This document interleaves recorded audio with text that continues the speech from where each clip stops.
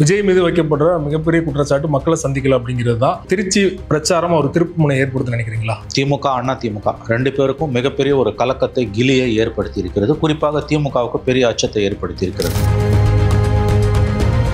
6 மணிக்கு மேலே வெளியில் வரமாட்டாரு, பிஜேபியை தொடமாட்டார்லாம் கதை அளந்தவர்கள் இன்னைக்கு அவர் எழுப்பின கேள்விகளுக்கு பதில் சொல்லணும். திமுக வாக்கு வங்கியில் அதிமுக வாக்கு வங்கியில் சரிவு ஏற்படுவது என்பது உறுதி.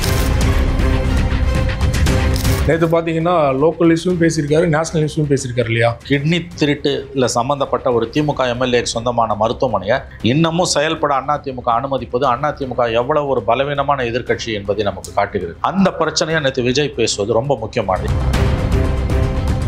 அங்கே வந்து மக்கள் மத்தியில் அது போய் சேர நினைக்கிறேன். வரவங்க விஜயை பார்க்கணும் தான் வராங்க. அந்த பார்வையை ரொம்ப அவலமாக இருக்குது. திமுக எல்லாம் தெரியுமா, கூச்சமே இல்லாத குடும்ப அரசியல்.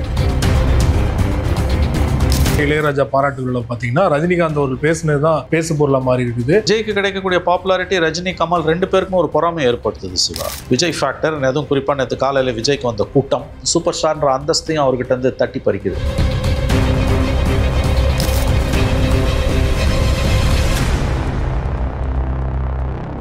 அரசியல் களம் நேயர்களுக்கு வணக்கம். இன்றைக்கு நம்ம நேர்காணலுக்காக மூத்த பத்திரிகையாளரும் அரசியல் திறனாய்வாளருமான திருமிகு மணி அவர்கள் நம்மோடு இருந்திருக்கிறார். அவரோடு பேசலாம். சார் வணக்கம். வணக்கம் சிவா.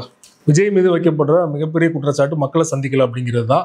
நேற்று பார்த்தீங்கன்னா முதல் பிரச்சாரத்தை திருச்சியிலேருந்து தொடங்கியிருக்காரு. திருச்சி, அரியலூர், பெரம்பலூர் பிளான் பண்ணியிருந்தாரு. நான் 2 மாவட்டம் தான் போக முடிஞ்சது. மக்கள் வெள்ளம். திருச்சி ஏர்போர்ட்லேருந்து பார்த்தோம், கிட்டத்தட்ட 6 கிலோமீட்டர் 4-5 மணி நேரமாக வந்து கிராஸ் பண்ணுது.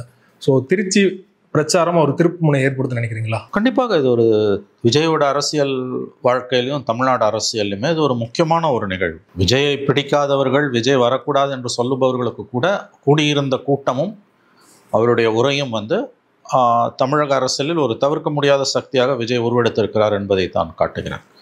உங்களுக்கு விஜய் பிடிக்கலாம், பிடிக்காமல் போகலாம், அது உங்கள் உரிமை. விஜயால் நீண்ட நாள் அரசியல் இருக்க முடியாதுன்னு சொல்லலாம், அது உங்கள் கருத்து. இந்த கருத்தில் உண்மை கூட இருக்கலாம். ஆனால் விஜய் வரக்கூடிய தேர்தலில் 26 தேர்தலில் ஒரு தவிர்க்க முடியாத சக்தியாக இருப்பார் என்பதும், நேற்றைய அவருடைய பொதுக்கூட்டம் கிட்டத்தட்ட 12 மணி நேரமாக தெருக்களில் சாலைகளில் கூடியிருந்த லட்சக்கணக்கான மக்களை 2 மாவட்டங்களில் வைத்து பார்க்கும் பொழுது, அண்டை மாவட்டங்களிலிருந்தும் அவர்கள் வந்திருந்தார்கள். திருச்சி மற்றும் அரியலூரில் 2 திராவிட கட்சிகளுக்கும், குறிப்பாக திமுக அதிமுக ரெண்டு பேருக்கும் மிகப்பெரிய ஒரு கலக்கத்தை கிலியை ஏற்படுத்தி இருக்கிறது. குறிப்பாக திமுகவுக்கு பெரிய அச்சத்தை ஏற்படுத்தி இருக்கிறது. வாக்கு வங்கியில் திமுக வாக்கு வங்கியில் அதிமுக வாக்கு வங்கியில் சரிவு ஏற்படுவது என்பது உறுதி, அதில் எந்த சந்தேகமும் வேணாம். அவர் உடைக்கக்கூடிய ஒவ்வொரு வாக்கும் திமுக அதிமுகவுக்கு பாதிப்பை ஏற்படுத்தும். குறிப்பாக திமுகவுக்கு ஏற்படுத்தும். இளைஞர்கள் வாக்குகள் 18 வயசுலேருந்து அப் டு 40 இயர்ஸ் வரைக்கும் நான் சொல்வேன். அதை தாண்டி எல்லா வயதினரும், குறிப்பாக பெண்கள், ஆச்சரியப்படத்தக்க அளவில் பெண்கள் மத்தியில் அவருக்கு இருக்கக்கூடிய செல்வாக்கு திமுகவுக்கு பெரியதொரு கலக்கத்தை கிலியை ஏற்படுத்தி இருக்கிறது. வெளியில் அவங்க எதுவுமே நடக்கலைன்னு திமுகவுடைய தொங்கு சதைகளும் திமுகவுடைய பெய்டு மவுத்ஸ், வாடகை வாய்களும் எவ்வளவு பேசினாலும் உள்ளுக்குள் திமுக தலைமையும் திமுகவில் இருக்கக்கூடிய விவரமறிந்தவர்களும் கலங்கி போயிருக்கிறார்கள் என்பது உண்மை. வாக்குகளை அவர் உடைக்கிறார். திமுக வாக்குகளை உடைக்கிறார், அதிமுக வாக்குகளை உடைக்கிறார். சிறிய கட்சிகள் நாம் தமிழர், விசிகா, குறிப்பாக பாமக வாக்குகளையும் அவர் உடைக்கிறார். எக்ஸப்ட் கம்யூனிஸ்ட் கட்சிகள் மற்ற எல்லா வாக்குகளையும் உடைக்கிறார். அவர் வெற்றி பெற்று ஆட்சி அமைப்பார் என்றெல்லாம் நான் சொல்லவில்லை. விஜய் வெற்றி பெற்று ஆட்சி அமைப்பார் என்றெல்லாம் நான் சொல்லவில்லை. அவர், நான் ஏற்கனவே பலமுறை கூறியது போல, ஒரு டிஸ்ரப்டராக, ஒரு ஸ்பாயில் ஸ்போர்ட்டாக, இடையூறு ஏற்படுத்துவராக, மிகப்பெரிய இடைஞ்சலை கொடுப்பவராக இருக்கப் போகிறார். சம்பந்தப்பட்ட 2 கட்சிகளுக்கும், குறிப்பாக திமுகவுக்கு இது நன்றாகவே உரைக்க தொடங்கி இருக்கிறது. குறிப்பாக 2 மாநாட்டிலையும் பார்த்தீங்கன்னா இஷ்யூஸ் வந்து பேசலை சரியா அப்படிங்கிற விமர்சனம் இருந்தது. நேற்று பார்த்தீங்கன்னா லோக்கல் இஷ்யூவும் பேசியிருக்காரு, நேஷனல் இஷ்யூவும் பேசியிருக்காரு இல்லையா? அதாவது வழக்கமாக அவரை வந்து ஒரு மேனமேனிக்கு அரசியல்வாதி, சினிமாக்காரன், அவருக்கு என்ன தெரியும்னு நக்கல் பண்ணுவாங்க, ஏகடியம் பண்ணுவாங்க, முகத்தில் கரியள்ளி பூசுகிற மாதிரி பிரச்சனைகளை பேச ஆரம்பிச்சிருக்கார். தேசிய அளவுலையும் பேசுகிறாரு, மாநில அளவுலையும் பேசுகிறாரு, உள்ளூரில் தொகுதி அளவுலையும் பேச ஆரம்பிச்சிருக்கார். பிஜேபியை பற்றி பேசலைன்னாங்க, SIR special intensive revision, vote சோரி, வாக்கு திருட்டு பற்றி நேற்று தெளிவாகவே பேசிட்டாரு. டீலிமிட்டேஷனால் வரக்கூடிய பாதிப்புகளை பேசிட்டாரு.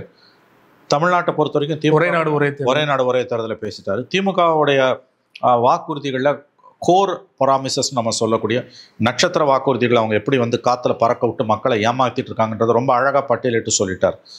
டீசல் விலையை வந்து 3 ரூபாய் குறை பண்ணது செய்யலை. சிலிண்டர் விலையை 100 ரூபாய் குறை பண்ணது செய்யலை. பழைய ஓய்வூதிய திட்டத்தை அரசு ஊழியர்கள் கொண்டு வருவன்றது செய்யலை. கல்வி கடன் ரத்துன்றது செய்யலை. மாதாந்திர மின் கட்டணம் எடுப்புன்றது செய்யலை. காலி பணியிடங்கள், லட்சக்கணக்கான பணியிடங்கள் செய்யலை. 2 லட்சம் வீடு கட்டி கொடுப்போம் மீனவர்கள்ன்றது செய்யலை. இந்த மாதிரி வந்து ஒரு பெரிய பட்டியலையே போட்டிருக்காரு. அப்புறம் ஸ்பெசிஃபிக்காக வந்து திருச்சியில் பேசும்போது திமுக எம்எல்ஏக்கு சொந்தமான மருத்துவமனையில் கிட்னி திருட்டு நடந்தது. அது ரொம்ப ரொம்ப முக்கியமான விஷயம். ஏன்னா அந்த குற்றச்சாட்டை அதிமுகவே பேச வேண்டிய அளவுக்கு பேசலை. அட்லீஸ்ட் நேற்று அவர் வந்து அதை தொட்டு காட்டிட்டாது போயிருக்கார். ஏன்னா நம்ம அதை பலமுறை பேசியிருக்கோம். அந்த மருத்துவமனை திமுக சிட்டிங் எம்எல்ஏக்கு சொந்தமான மருத்துவமனையில் கிட்னி திருட்டு நடந்ததுன்றது உண்மைன்னு தமிழ்நாடு அரசு நியமித்த குழு சொல்லுது. ஆனால் என்ன நடவடிக்கைன்னா, அந்த மருத்துவமனை கிட்னி டிரான்ஸ்பிளான்ட் மட்டும் பண்ணக்கூடாது, சிறுநீரக மாற்று அறுவை சிகிச்சை மட்டும் பண்ணக்கூடாது, மற்ற உறுப்பு மாற்று அறுவை சிகிச்சைகள் செய்யலாம், மற்ற சேவைகளை வழங்கலாம்னு ஒரு உத்தரவை போடுறாங்க. வழக்கமாக எங்கேயாவது கிட்னி டிரான்ஸ்பிளான்ட் முறைகேடு நடந்துன்னா இம்மிடியட்டாக கவர்மெண்ட் என்ன பண்ணுன்னா, அந்த மருத்துவமனை இழுத்து சீல் வைப்பாங்க, மூடி. சம்பந்தப்பட்ட மருத்துவமனை அதிகாரிகள் உரிமையாளர்களை கைது செய்து சிறையில் அடைப்பார்கள். குறைந்தபட்சம் எஃப்ஐஆராவது போடப்படும். எதுவுமே இல்லை. இது மட்டும் அதிமுக ஆட்சியில் ஒரு அதிமுக எம்எல்ஏக்கு சொந்தமான மருத்துவமனை நடந்திருந்தால் திமுக வந்து தமிழ்நாட்டை அதிர வைக்கிற அளவுக்கு போராட்டங்களை நடத்தியிருக்கோம். அப்படி தான் நடத்தியிருக்கணும். அதிமுகவுக்கு குறைந்தபட்ச அரசியல் புரிதலும் அரசியல் சொரணையும் இல்லைன்றதுக்கு கிட்னி திருட்டு இல்லை சம்மந்தப்பட்ட ஒரு திமுக எம்எல்ஏக்கு சொந்தமான மருத்துவமனையை இன்னமும் செயல்பட அதிமுக அனுமதிப்பது அதிமுக எவ்வளவு ஒரு பலவீனமான எதிர்க்கட்சி என்பதை நமக்கு காட்டுகிறது. அந்த பிரச்சனையை நேற்று விஜய் பேசுவது ரொம்ப முக்கியமானது. என்ன கேட்டிங்கன்னா, அது இன்னும் கொஞ்சம் கூடுதலாக அவர் பேசியிருந்திருக்கும். எனவே பேசின வரைக்குமே நல்லது. இதை கூட பேசாமல் மற்றவர்கள் இருக்கும்போது அவர் பேசினது நல்லது. ஸோ பாயிண்டடாக வந்து அந்த தொகுதிகளில் இருக்கக்கூடிய மாவட்டங்களில் இருக்கக்கூடிய பிரச்சனைகளை அவர் தொட ஆரம்பிச்சிருக்கார். வரும் நாட்களில் இது இன்னும் அதிகமாகும் நம்ம நம்பலாம். ஸோ சரியான பாதையில் தான் அவருடைய அரசியல் போக ஆரம்பிச்சிருக்குன்னு நான் பார்க்குறேன். இது கண்டிப்பாக திமுகவுக்கு ஒரு கலக்கத்தை கொடுக்கும். ஏன்னா மக்கள் பிரச்சனைகள் இது வரைக்கும் அவர் பேசலை, 6 மணிக்கு மேலே வெளியில் வரமாட்டார், பிஜேபியை தொடமாட்டார்லாம் கதை அளந்தவர்கள் இன்றைக்கி அவர் எழுப்பின கேள்விகளுக்கு பதில் சொல்லணும்ல. நீங்கள் உங்களுக்கு பிடிக்குதோ பிடிக்கலையோ, இன்றைக்கி அவர் ஒரு அரசியல் கட்சி வச்சுருக்காரு, மக்களால் நேசிக்கப்படக்கூடிய ஒரு நடிகராக சினிமாக்காரராக இருக்கார். அவர் 4 கேள்வி கேட்குறாருன்னா அதுக்கு பதில் சொல்ல. அதை விட்டுட்டு தனி மனித தாக்குதல் எதுக்கு இறங்குற? என்னைக்கு தனி மனித தாக்குதலில் ஒரு கட்சி இறங்குதோ தன் அரசியல் எதிரியை பார்த்து, அப்பொழுது அது பலவீனமாக இருக்கிறது, தோற்கப் போகிறது என்பதை அது நன்றாக அறிந்து வைத்திருக்கிறது என்று தான் நாம் புரிந்து கொள்ள வேண்டும். குறிப்பாக திருச்சியில் வந்து 2 அமைச்சர்கள் இருக்காங்க. 2 அமைச்சர்கள் வந்து என்ன பலன், ஒன்றுமே பண்ணலை அப்படிங்கிறாரு. அரியலூரில் பார்த்தீங்கன்னா உங்கள் மாவட்டத்துக்காரர் தான், உங்கள் ஊரை சேர்ந்தவர் தான் போக்குவரத்துறை அமைச்சராக இருக்காரு. அவர் இவ்வளோ அமைச்சராக இருந்துமே உங்கள் ஊருக்கு சரியான பஸ் வசதி இருக்குதான்னு சொல்லிட்டு மக்களை நோக்கி டேரெக்டாக கேள்வி எழுப்புற எந்த அளவுக்கு இம்பாக்ட் கிரியேட் பண்ண, பெரிய அளவில் இம்பாக்ட் ஏற்படுத்தும். அதுதான் வந்து ஃபோக்கஸ்டாக பேசுறதுன்றது, பல்ஸை பிடிக்கிறதுன்றது. இப்போ திருச்சியில் 2 மந்திரி பெயர் சொல்ல, நேருவும் அன்பில் மகேஷும். திருச்சியை பற்றி பேசும்போது ரொம்ப முக்கியமாக அவர் சொன்னது மணல் திருட்டு. மிகப்பெரிய அளவில் மணல் திருட்டு தமிழ்நாட்டில் நடந்திருக்குன்றதுக்கு என்ஃபோர்ஸ்மெண்ட் டைரக்டரேட் கிட்டத்தட்ட 4800 கோடிக்கு மணல் திருட்டு நடந்திருக்குன்னு துரைமுருகன் அமைச்சராக இருக்கார். அந்த துறை மீது முக்கியமான அதிகாரிகள் மீது 5 கலெக்டருக்கு நோட்டீஸ் அனுப்பிச்சு கடைசியில் சுப்ரீம் கோர்ட் வரைக்கும் போஸ்ட் மெட்ராஸ் ஹைகோர்ட்டில் அந்த இடி சம்மன்ஸுக்கு ஸ்டே பண்ணி, அப்புறம் சுப்ரீம் கோர்ட்டில் போய் இடி அந்த ஸ்டேவை வெக்கேட் பண்ணி, அதுக்கு பிறகு அந்த கலெக்டர்களை கூப்பிட்டு விசாரிச்சு அப்புறம் அந்த கேஸ் என்ன ஆச்சுன்னே தெரியல. இடியோட செயல்பாடுகளும் சந்தேகத்தின் நிழல் ரேகை படிந்தவையாகத்தான் இருக்கின்றன. ஏன்னா அனுமதிக்கப்பட்ட அளவை விட மிகப்பெரிய அளவில் மணல் வந்து கொள்ளையடிக்கப்பட்டிருக்கிறது என்பதை விஞ்ஞான ரீதியாக இடி நிரூபிச்சிருக்கு. ஐஐடியோட சர்வேஸ், சேட்டலைட் சர்வேஸ் எல்லாம் வச்சு. மணல் திருட்டு என்பது தமிழ்நாட்டில் ரொம்ப முக்கியமான ஒரு பிரச்சனை. இயற்கை வளங்கள் கொள்ளையடிக்கப்படுகின்றன என்பதை தொடர்ந்து பல ஆண்டுகளாக டாக்டர் ராமதாஸ் சொல்லிக்கிட்டு வராரு. மூத்த இந்திய கம்யூனிஸ்ட் கட்சி தலைவர், தற்பொழுது 100 வயதாகி மருத்துவமனையில் சிகிச்சை பெற்றுக் கொண்டிருக்கக்கூடிய நல்லக்கண்ணு அவர்கள் ஜெயலலிதா ஆட்சி காலத்தில் வழக்குகளை போட்டார் மணல் திருட்டை எதிர்த்து. அவரே கோர்ட்டில் ஆஜராகி 90 வயசில் அப்பியர் ஆகி ஆஜராகி கோர்ட்டில் அவரே வாதாடினார் ஜட்ஜு முன்னார். ஆனால் துரதிருஷ்டவசமாக நல்லக்கண்ணு அவர்கள் உடல்நலம் குன்றி இருக்கிறார். ஆனால் அவருடைய கட்சி அந்த விஷயத்தை மேலே எடுத்துகிட்டு போயிருக்கலாம். அவங்க அதிமுக காலத்தில் மணல் திருட்டுக்கு ஹைகோர்ட்டில் போய் ஆஜரான நல்லக்கண்ணு அவரை நான் சொல்லலை, ஏன்னா அவர் உடல்நலம் 100 வயசு ஆகிடுச்சு அவருக்கு. அந்த கட்சி இந்திய கம்யூனிஸ்ட் கட்சி அந்த பிரச்சனையை அதிமுக காலத்தில் முன்னெடுத்த மாதிரி திமுக காலத்தில் முன்னெடுக்கலை. கம்யூனிஸ்டுகளோட ரெட்டை நாக்கு, தோழமை கட்சிகளோட ரெட்டை நாக்கு, ரெட்டை வேஷம் வந்து பல விஷயங்களில் வெளியில் வந்திருக்கு. அதில் இது ஒன்று. நேற்று அந்த மணல் திருட்டை பற்றியும் விஜய் பேசுகிறார். கோர் சப்ஜெக்ட்ஸ் எல்லாம் அவர் தொட்டிருக்காருங்க. வரும் நாட்களில் இன்னும் அதிகமாக ஃபோக்கஸ்டாக பேச வேண்டும் என்று நாம் எதிர்பார்க்கலாம். அந்த குறிப்பாக நான் சொன்ன மாதிரி கிட்னி திருட்டை பற்றி இன்னும் ஒரு 5 நிமிஷம் பேசியிருந்தாருன்னா பற்றி எரிஞ்சிருக்கும். ஏன்னா எங்கேயுமே நடக்காத ஒரு அட்டூழியம் தமிழ்நாட்டில் நடந்துட்டு இருக்குங்க. ஒரு கிட்னி திருட்டில் உடனே அதை முறைகேடுன்றாரு மா சுப்பிரமணியம். அதையும் நேற்று அவர் சொல்லி காமிக்கிறாரு விஜய். திருட்டு இல்லையா, முறைகேடா? நீ கிட்னி திருட்டில் ஒரு மருத்துவமனை ஈடுபடுதுன்னா இந்தியா முழுவதும் இருக்கக்கூடிய சட்டத்தின் நிலைப்பாடு என்னன்னா, அந்த மருத்துவமனையை இமிடியேட்டாக இழுத்து மூடி சீல் வைக்கணும். மருத்துவமனையோட உரிமையாளரும் அந்த மருத்துவர்களும் உடனடியாக கைது செய்யப்படணும், அல்லது அவர்கள் மீது வந்து வழக்குகள் பதிவு செய்யப்பட்டு முழு அளவிலான விசாரணை நடைபெறணும். அந்த மருத்துவமனை இன்னமும் செயல்படுது. அந்த மருத்துவமனையோட ஓனர் ரோல்ஸ் ராய்ஸ் கார் வச்சிருக்காரு 16 கோடிக்கு. அவருடைய மகன் சொல்றாரு, நான் ரோல்ஸ் ராய்ஸ் கார் வாங்கணும்னா மாவட்டத்தில் இருக்க எல்லார் கிட்னியும் உருவணுன்ட்டு. இதில் வந்து இலவசமாக சில சிறுநீரக மாற்று அறுவை சிகிச்சை செஞ்சாங்களாம். எங்களை போய் குறை சொல்கிறாங்களேன்னு அவங்க 2 பேரும் நீலிக்கனி வடிக்கிறாங்க, உத்தம வேஷம் போடுறாங்க. இந்த பிரச்சனையை எலெக்ஷன் நெருக்கத்தில் இப்படி ஒரு பிரச்சனை இருக்குது, இது எதிர்கட்சியால் எக்ஸ்ப்ளாய்ட் பண்ண முடியல. மக்கள் மீது திமுகவுக்கு எந்த அளவுக்கு ஒரு ஏளனம் இருக்குதுன்னா, எலெக்ஷனுக்கு இன்னும் 7 மாதம் இருக்கும்போது கூலாக அதை பற்றி கவலைப்படாமல் மருத்துவமனையாக ஃபங்க்ஷன் பண்ணால் ஸ்டாலின் அலோவ் பண்ணுறாரு. இப்போ நீங்கள் சொல்கிற மாதிரி விஜய் பேசுனதுனால வந்து மீடியாவில் ஒரு அட்டென்ஷன் கிடைக்கும், அட்ரஸ் பண்ணுவாங்கன்னு சொன்னீங்கன்னா, அங்கே வந்து மக்கள் மத்தியில் அது போய் சேர நினைக்கல. ஏன்னா வரவங்க விஜயை பார்க்கணும் தான் வராங்க, அவங்க வந்து விஜய் பேசுறதை கேட்கறதுக்காக வராங்க அப்படிங்கிற மாதிரியான நேற்றுலேருந்து ஒரு விமர்சனம் வந்துகிட்டு இருக்கு இல்லையா? அதாவது சிவா, மக்களை வந்து நம்ம இழிவாக நினைக்கக்கூடாது. விஜய் பேசுகிறத பற்றி அவங்களுக்கு கவலை இல்லை, விஜய் முகத்தை பார்த்தா போயிடுறாங்க அப்படின்லாம். அது ரொம்ப மக்களை இழிவுபடுத்தக்கூடிய ஒரு பார்வை. நான் அப்படி நினைக்கல. மக்களுக்கு எல்லாமே தெரியும். விஜய் வந்து பேசினார்னா, பேச வேண்டிய விதத்தில் பேசினார்னா அவங்க மனசில் பதியும். பார்த்துட்டு போயிடுறான்ல. ஆனால் ஓட்டு போடும்போது விஜய் சொல்கிற ஆளுக்கு தான் ஓட்டு போடுவான். தீவிரமான அரசியலை வந்து அவன் வந்து ஃபோக்கஸ்டாக ஃபாலோ பண்ணாமல் இருக்கலாம். ஆனால் முக்கியமான சம்பவங்களை புல்லட் மார்க் மாதிரி நட்சத்திர குற்றச்சாட்டு பட்டியலை அவர் முன்வைக்கிறாருன்னு வச்சுக்கோங்க. ஒரு 5 சார்ஜஸுங்க. அதில் நம்பர் 1 கிட்னி திருட்டு, திமுக எம்எல்ஏ ஹாஸ்பிட்டலில் கிட்னி திருட்டு, கவர்மெண்ட்டே அது உடந்தையாக இருக்குதுன்னு சொல்கிறாருன்னா அது கீழே வரைக்கும் போய் அடிக்குங்க. இதெல்லாம் மக்கள் மத்தியில் எடுப்படாது, மக்கள் கலைஞ்சு போகிறாங்க, அவரை பார்க்க தான் வராங்க, அவர் பேச்சை கேட்க வரலன்றது சாரி, இது ரொம்ப தவறான ஒரு பார்வை. மக்களையும் தாண்டி அவருடைய ரசிகர்கள் எல்லாருக்கிட்டையுமே அது எடுப்படும். நான் சொல்கிறேன், ரசிகர்கள்னு சொல்லிட்டு ஒட்டுமொத்த க்ரௌடையும் குறைச்சி மதிப்பிடாதீங்க. அஃப்கோர்ஸ் ரசிக மனப்பான்மையில் தான் இருக்காங்க. அவங்கள நீ அரசியல் மயமாக்கணும். அந்த ரசிக மனப்பான்மையில் இருக்கவனும் மனுஷன் தான், அவனுக்கும் ஓட்டு இருக்குது, அவனுக்கு ஒன்றுமே தெரியாதுன்னெலாம் நீ நினைக்காது. அந்த பார்வையை ரொம்ப அவலமாக. இப்போ திமுககாரனுங்கள்லாம் தெரியுமா? இந்த திமுக ஓட்டு போடுறவங்கலாம் அப்படியே கொழுந்துகளா? உங்கள் மந்திரி போய் ஜாதி மாநாட்டில் பேசுகிறாரு, ஜாதி மாநாட்டில் பேசாத ஒரு மந்திரியை நீங்கள் காமிங்க. ஆணவ படுகொலைக்கு எதிராக நாங்கள் போய் போராடும் போது ஆணவ படுகொலை செய்கிற அந்த கொலைகாரர்களுக்கு ஆதரவாக வந்து நிற்கிறது 2 திராவிட கட்சிகளை சேர்ந்தவங்கன்னு உங்கள் கூட்டணியில் இருக்க சண்முகம் சொல்கிறாரு. வெட்கமாக இல்லையா திமுகவுக்கு? அப்புறம் எந்த கொள்கையை பற்றி நீ விஜயை பற்றி குறை சொல்கிற? உங்ககிட்ட என்ன கொள்கை இருக்குது அதை சொல்லுங்களேன் முதல்ல. அண்ணா காலம் வரைக்கும் இருந்து நான் ஒத்துக்கிறேங்க, கலைஞர் வரைக்கும் கூட ஓரளவு இருந்தது. இப்போ என்ன இருக்குன்னு சொல்லுங்களேன். இந்த 4 வருஷத்தில் முருகன் மாநாடு நடத்தி அரசாங்க பணத்தை எந்த மதம் சார்ந்த நிகழ்வுக்கும் செலவு பண்ணக்கூடாதுன்றது இந்திய அரசியலமைப்பு சாசனத்தோட விதி. இந்து சமய அறநிலையத்துறையோட வேலை கோயிலை பராமரிக்கிறது, இந்து மதத்தை பரப்புறது அல்ல. முருகன் மாநாடு நடத்தி அதுக்கு எவ்வளவோ செலவு பண்ணி ஒரு மாநாடு, அந்த மலரை போட்டு அந்த மலருக்குள்ள ஸ்டாலின் ஃபோட்டோவும் உதயநிதி ஃபோட்டோவையும் வச்சு இன்னைக்கு 2500 ரூபாய் அந்த புக்கை போட்டு விற்றுக்கிட்டு இருக்கீங்க. அப்புறம் ஆர்எஸ்எஸ்க்கு உங்களுக்கு என்னங்க வித்தியாசம்? பிஜேபிக்கு உங்களுக்கு என்ன வித்தியாசம்? திமுகவும் பிஜேபியும் ஒரு நாணயத்தின் 2 பக்கங்கள். அப்புறம் எந்த கொள்கையை பற்றி நீ விஜய் கிட்ட பேசுகிற? விஜய் கிட்ட என்ன கொள்கை இருக்குன்னு கேட்பதற்கு திமுகவுக்கு அரசியல் ரீதியில் என்ன உரிமை இருக்கிறது? உங்களுடைய கடந்த 4 ஆண்டு கால உங்களுடைய வரலாறு என்ன? நீங்க எந்த அளவுக்கு வந்து நீங்க சொல்ற கொள்கையை நீங்க ஃபாலோ பண்ணீங்க? அப்புறம் அதுக்கு பிறகு தானே நீங்க போய் வந்து விஜய் கிட்ட கொள்கையை பற்றிலாம் விளக்கம் கேட்க முடியும். நீங்களே அடிபொழந்து போன பிறகு புதுசாக வந்த ஒருத்தர்கிட்ட உங்கள் பாஷையில் சொன்னால் கூத்தாடி சினிமாக்காரர், அவர்கிட்ட போய் எது கேட்குற? அதனால் இதெல்லாம் பம்மாத்துன்னுவாங்க. உனக்கு என்ன கொள்கை இருக்குன்னு கேட்குறது. உங்களுக்கு என்ன கொள்கை இருக்குது? என்ன கொள்கை இருக்குது? திராவிட கொள்கை இருக்கு. அது என்ன திராவிடம்? அதை சொல்லுங்களேன். அது என்ன திராவிட கொள்கை? அதை சொல்லுங்களேன். குடும்ப அரசியல், குச்சமே இல்லாத குடும்ப அரசியல். எல்லா மாவட்ட தலைவரும் புள்ளியும் அரசியல் இருக்கான், எல்லா எம்எல்ஏ புள்ளியும் அரசியல் இருக்கான், எல்லா மந்திரி புள்ளியும் எம்பி அல்லது எல்லா எம்பி புள்ளியும் மந்திரி. இன்னைக்கு வந்து எத்தனை கோடி வச்சிருந்தானாலும் திமுகவில் அவன் குடும்பத்தில் யாராவது ஒருத்தர் எம்எல்ஏவோ எம்பியாவோ மாவட்ட செயலாளரோ இல்லைன்னா அங்கே சீட்டு இல்லை. அப்புறம் குடும்ப அரசியல் நியாயம், நாங்கள் குடும்பமாக கட்சியில் இருக்கோம், நீங்கள் கூச்ச நாச்சம் இல்லாமல் குடும்ப அரசியலை நியாயப்படுத்துறீங்க. இன்றைய இளைஞர்கள் மத்தியில் இதெல்லாம் வந்து எந்த தாக்கத்தையும் ஏற்படுத்தாதுன்னு நீங்கள் நினச்சிட்டு இருக்கீங்களா? அது எவ்வளோ பெரிய தாக்கத்தை ஏற்படுத்தும் காட்டும், எலெக்ஷனில் காட்டும். அதனால் கொள்கை இருக்கான்னு கேட்குறவங்க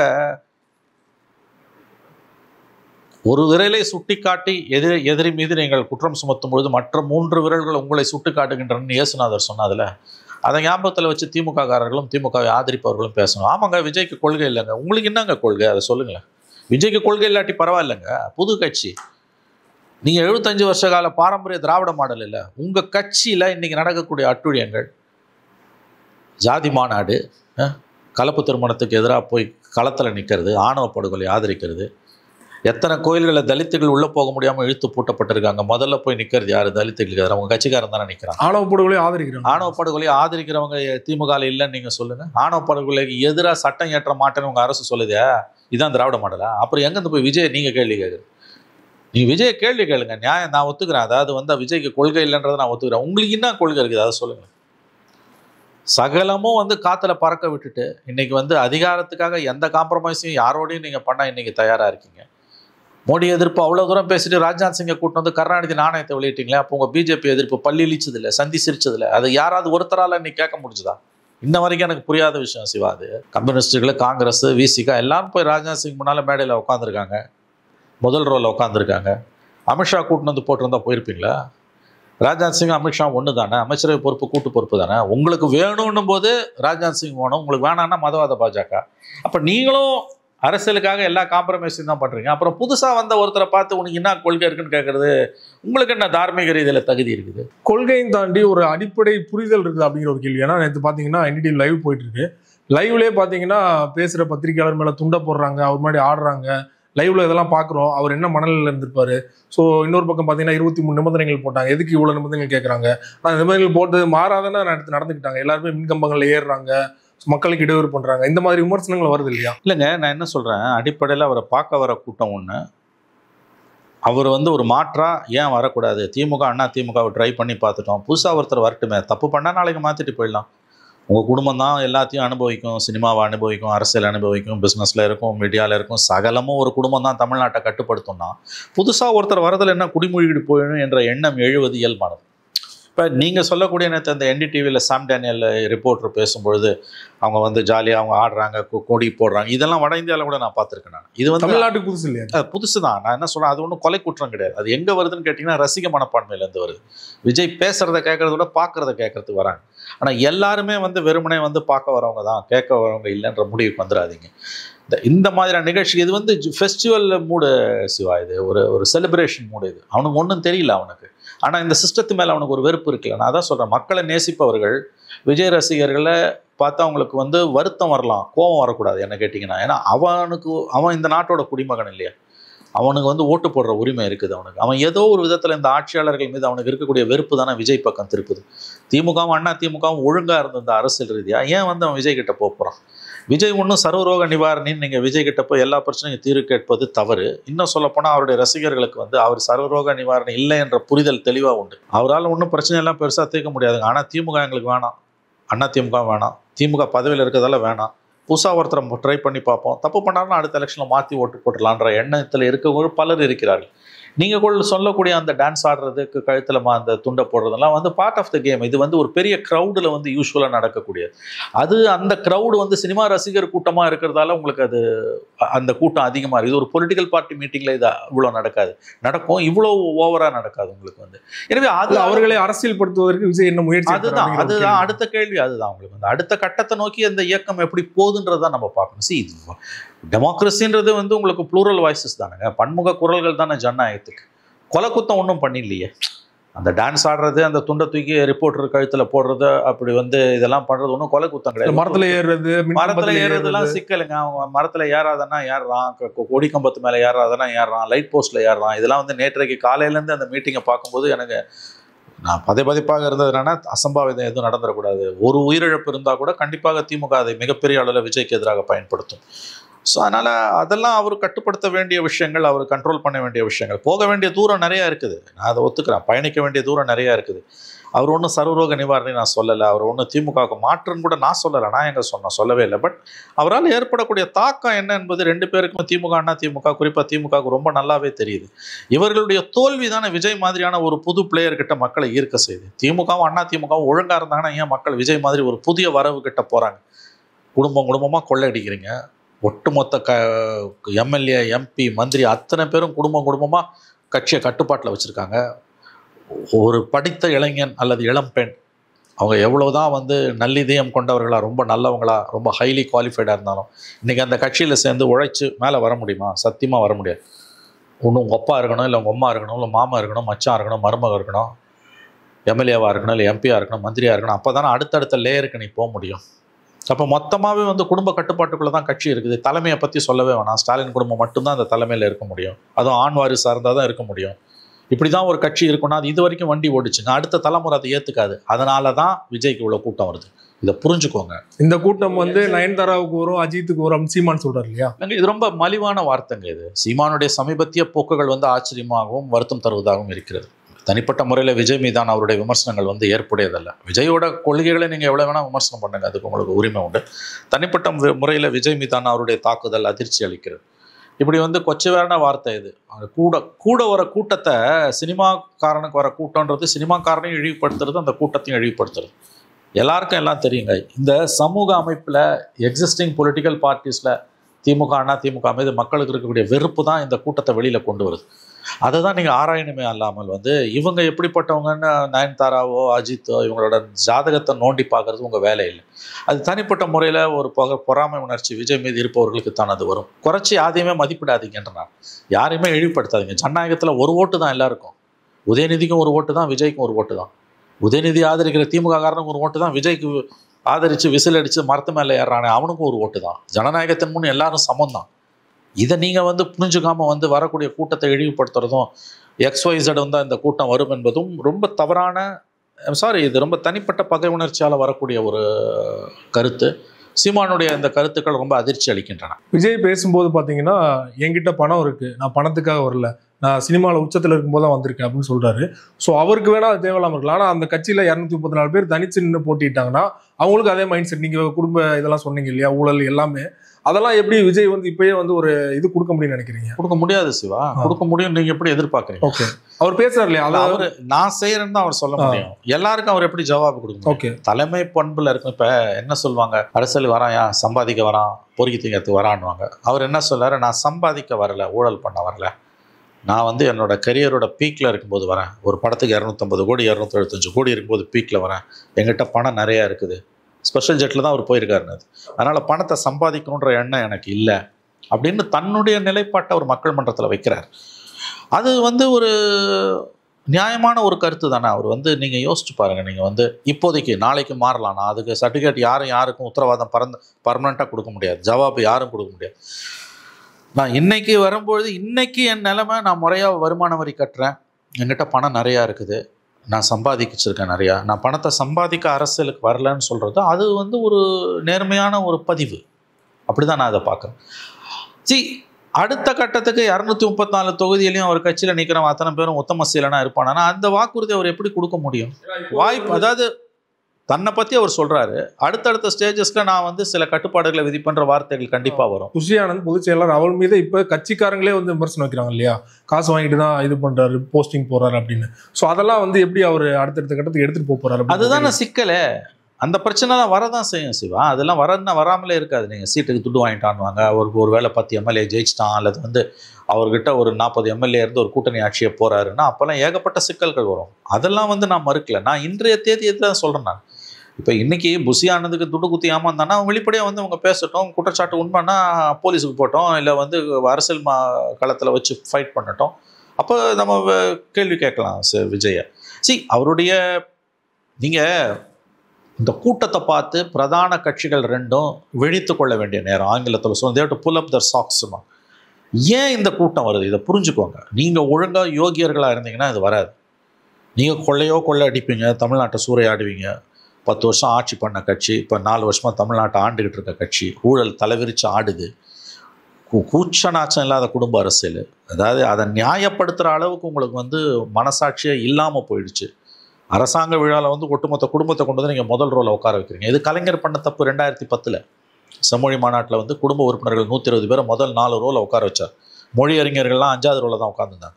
அந்த குடும்பம் போயிட்டு வரதுக்கு மட்டும் தனியாக ஒரு road, 90 car, 140 room, 5 star hotel, இவ்வளவும் நடந்தது செம்மொழி மாநாடு 2010 ஜூலையில். குடும்பத்துக்கும் செம்மொழி மாநாட்டுக்கு என்ன சம்பந்தம்? மொழி அறிஞர்கள் பின் வரிசையிலும் குடும்ப உறுப்பினர்கள் முதல் 3-4 வரிசையிலையும் உட்காந்துருந்தாங்க. இப்போ இந்த இளையராஜாக்கு நீங்கள் வந்து ஃபங்க்ஷன் நடத்தும்போது ஃபேமிலி முன்னால் வந்து உட்காருது. அப்போ இதெல்லாம் மக்கள் மத்தியில், இன்றைய இளைஞர்கள் மத்தியில் என்ன தாக்கத்தை ஏற்படுத்தும்? சிஎம் உட்கார்றாரு சரிங்க, டெபுட்டி சிஎம் அவங்க ஃபேமிலியெல்லாம் உட்காருது. இது என்ன தப்புன்னு கேட்பாங்க.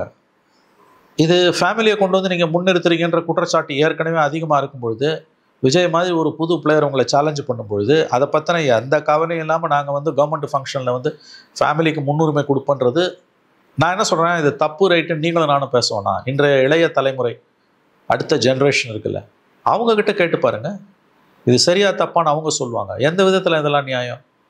ஒரு அரசு விழா, அது உங்கள் கட்சி விழாவாக இருந்தால் கேட்க போகிறதில்ல. அப்போ இந்த முக்கியத்துவம் என்பது வந்து ஃபேமிலியாக வந்து உங்களுக்கு கவர்மெண்ட்டில் வருது. அப்புறம் உங்கள் கட்சியில் பதவிகளில் உட்காரக்கூடியவங்க, அடுத்து எம்எல்ஏ சீட்டு வாங்கக்கூடியவங்க, இப்போயே லாபிங்கெல்லாம் ஸ்டார்டட் உங்களுக்கு வந்து. அப்போ இது எல்லாமே வந்து ஃபேமிலி தான் எல்லாத்தையும் கண்ட்ரோல் பண்ணுதுன்னு போது அடுத்த தலைமுறை இதை எப்படி பார்க்குன்றான். இதில் ஏன் ஜட்ஜ்மெண்ட்டு உங்கள் ஜட்ஜ்மெண்ட்டு கூட ஒதுக்கி வச்சுருக்கேன். அடுத்த தலைமுறை இதை எப்படி பார்க்கும்? அப்போ இதை பற்றின கவலையே எங்களுக்கு இல்லை. இப்போ சிஎம் என்ன சொல்கிறாரு, நான் வந்து புதிதாக வரக்கூடிய எதிரிகளையும் சமாளிப்பண்றாரு. அப்போ எங்கேயோ விஜய் உங்களை டிஸ்டர்ப் பண்ணுறாரு. உங்கள் எதிரி ஏன் வந்தான்னு நீங்கள் யோசிச்சிங்களா? சமாளிப்பன்றதெல்லாம் ஒரு பக்கம் இருக்கட்டும், விஜய் மாதிரி ஒரு கேரக்டர் எப்படி உருவாகுது? நீங்கள் ஒழுங்காக இருந்தீங்கன்னா அங்கே வாய்ப்பே இல்லையேங்க. நேற்று இவ்வளோ நாளுக்கு அறிக்கை கொடுக்காம 17ஆம் தேதி முப்பெரும் விழாக்கு 12ஆம் தேதி கொடுத்துருக்கலாம், அல்லது இன்றைக்கி 14ஆம் தேதி கொடுத்துருக்கலாம். நேற்று 13ஆம் தேதி விஜய் திருச்சியில் இறங்கி 2 மணி நேரம் ஏர்போர்ட்டை விட்டு வெளியில் போகிறதுக்கு 1 கிலோமீட்டர் கடக்கிறதுக்கு 1 மணி நேரம் ஆகும்போது முதலமைச்சர் ஸ்டாலின்கிட்ட வந்து ஸ்டேட்மெண்ட் வருது. என்னென்னு முப்பெரும் விழாக்கு வழக்கம் போல் தொண்டர்களுக்கு கடிதம். அதில் வந்து கொள்கை அறிவு இல்லாத கூட்டம் அது எதுக்கு இப்போ கொடுக்குறீங்க திடீர்னு? முந்தா நாள் கொடுத்துருக்கலாம், இல்லை இன்னைக்கு கொடுத்துருக்கலாம். அப்போ எங்கேயோ ஒரு உங்களை டிஸ்டர்ப் பண்ணுறால. கொள்கைன்னா அப்போ அடுத்த கேள்வி வரல, உங்கள் கட்சிக்கு என்ன சார் கொள்கைன்னு? நீங்கள் கொள்கைன்னு எதெல்லாம் சொல்கிறீங்களோ அதை உங்கள் கட்சி ஃபாலோ பண்ணுதான்னு கேட்டால் பதில் எப்படி வரும்? ஆனால் இதில் என்ன புரிஞ்சுக்கணும்னா, விஜய் வந்து எங்கேயோ ஒரு இடத்துல மிக கடுமையாக ஆளும் கட்சியை, ஆளும் தரப்பை, முதலமைச்சரை, பெரிய மனிதர்களை எல்லாம் டிஸ்டர்ப் பண்ண ஆரம்பிச்சிருக்காரு. இது அதோட விளைவு தான் இந்த மாதிரியான அறிக்கைகள். அதனால் ஒரு டிஸ்ரப்டராக அவர் வராருங்க. டிஸ்ரப்டர்ஸை ஜனநாயகத்தில் நம்ம வரவேற்கணும். எக்ஸிஸ்டிங் செட்டப்பை டிஸ்டர்ப் பண்ணுறவங்க யாராக இருந்தாலும் அவர்கள் வரவேற்புக்குரியவர்கள். சிஸ்டம் ஒழுங்காக இருந்ததுன்னா டிஸ்ரப்ஷன் வராது. சிஸ்டம் ராட்டனாக கரப்டாக போச்சுன்னா டிஸ்ரப்டர்ஸ் வருவாங்க. டிஸ்ரப்டர்ஸை பற்றி நீங்கள் தனிப்பட்ட முறையில் எவ்வளோ விமர்சனம் பண்ணாலும் அந்த சேதாரத்திலேருந்து நீங்களோ உங்கள் கட்சியோ தப்ப முடியாது. இது வரலாறு. சார், நேற்று நடந்த இளையராஜா பாராட்டு விழா பார்த்தீங்கன்னா ரஜினிகாந்த் அவர்கள் பேசுனது தான் பேசு பொருளாக மாறி இருக்குது. ஸ்டாலின் அவர்களை பாராட்டுற மாதிரி பேசினாலும் விஜய் அவர்கள் லைட்டாக குத்துற மாதிரி அவர் பேசியிருக்காரு. இதே ரஜினி கடந்த காலங்களில் அவர்களை எப்படி விமர்சனம் பண்ணாருன்னு நமக்கு தெரியும். அதான் இது இப்போ காலங்கள் மாறுது. ரஜினிகாந்த் வந்து விஜய் ஃபேக்டர் ரஜினியும் டிஸ்டர்ப் பண்ணியிருக்குதுன்றது தான்